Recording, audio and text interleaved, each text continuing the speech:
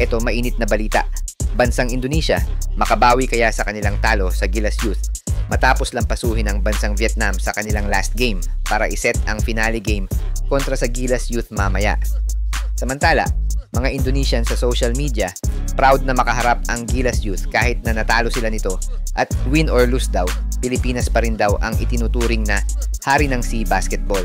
Pero bago yan, like and subscribe lang mga kabady para sa latest basketball news and highlights. Hindi na pinatagal pa ng Gilas Youth ang laban nila kontra Malaysia kagabi para kunin ang ikalimang panalo nila sa SEABA Championship at bigyan ng malinis na record ang Pilipinas sa torneo.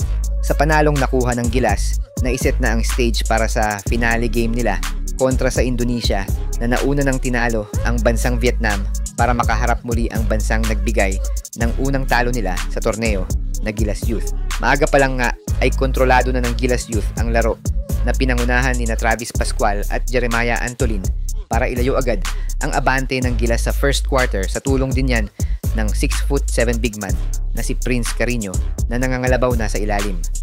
Second quarter, pagpasok ng second unit, lalong namaga ang abante ng Gilas sa tulong yan ng off-the-bench shooter na sina Everine Cruz, scoring 14 points na sinundan ng mga follow-up basket ni John Restificar at Jello Lumaghe para lalong lumobo.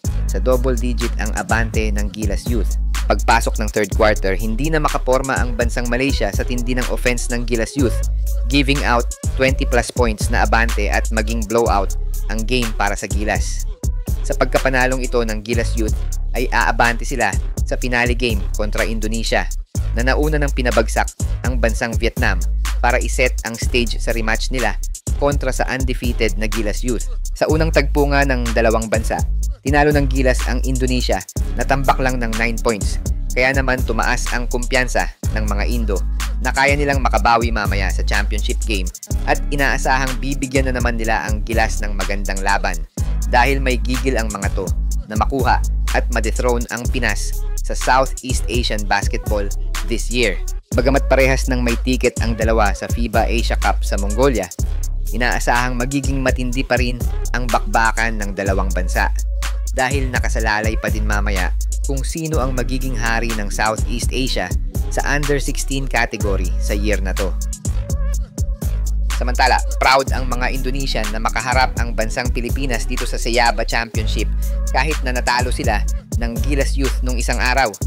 Sabi ng isang netizen from Indonesia, FYI, basketball is a popular sports in the Philippines and they have 3B, basketball, boxing, and beauty pageant.